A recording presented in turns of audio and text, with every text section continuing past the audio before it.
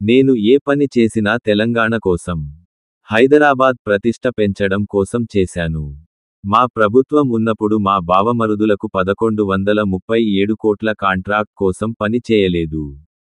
మంత్రిగా నేను క్యాబినెట్లో కూర్చొని నా కొడుకు కంపెనీకి కాంట్రాక్టులు ఇచ్చుకోలేదు. ల్యాండ్ క్రూజర్ కార్లు కొనుక్కోలేదు. నేను 50 లక్షలతో ఎమ్మెల్యేలను కొనుగోలు చేయడానికి పోయి దొరికిపోయిన దొంగను కాదు. నేను నికార్సైన తెలంగాణ బిడ్డను. నేను ఏ పని చేసినా తెలంగాణ కోసం, హైదరాబాద్ ప్రతిష్ట పెంచడానికి చేశాను. అర పైసా అవినీతి కూడా నేను చేయలేదు. బీఆర్ఎస్ వర్కింగ్ ప్రెసిడెంట్, మాజీ మంత్రి కేటీఆర్. ప్రయత్నాలు చేశాం. ఆ ప్రయత్నాలు చాలా మేరకు ఫలించి హైదరాబాద్ తెలంగాణ భారతదేశంలోనే ఒక ప్రధానమైన నగరంగా ప్రపంచ దృష్టిని ఆకర్షించే స్థాయికి తీసుకొచ్చే విధంగా పనిచేశాం. మేము 9.5-10 ఏళ్ల కాలంలో మా ప్రభుత్వం ఉన్నప్పుడు మా బావమరుదులకు 1137 కోట్ల కాంట్రాక్ట్లు చేయలేదు. మంత్రిగా నేను కౌన్సిల్లో కూర్చొని, కౌన్సిల్ ఆఫ్ మినిస్టర్స్లో, క్యాబినెట్లో కూర్చొని నా కొడుకు కంపెనీకి కాంట్రాక్ట్లు ఇచ్చుకోలేదు. లేదా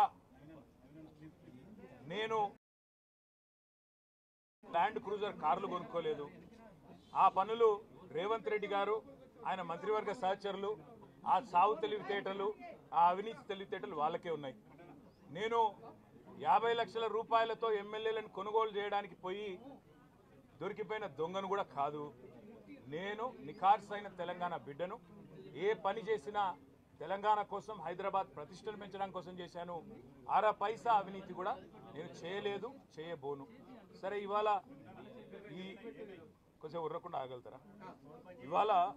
ఇవాళ కొంతమంది అర్థమయ్యి కాని వాళ్ళు, తెలిసి తెలియని వాళ్ళు ఏదో కొంత బురద జల్లి తాత్కాలికంగా మీడియా మేనేజ్మెంట్ ద్వారా రాజకీయ పబ్బం గడుపుకోవాలనుకునే కాంగ్రెస్ వాళ్ళకి నేను చెప్పేది ఒకటే, నిజం నిలకడ మీద తెలుస్తుంది. మీరు ఇవాళ చల్లే బురద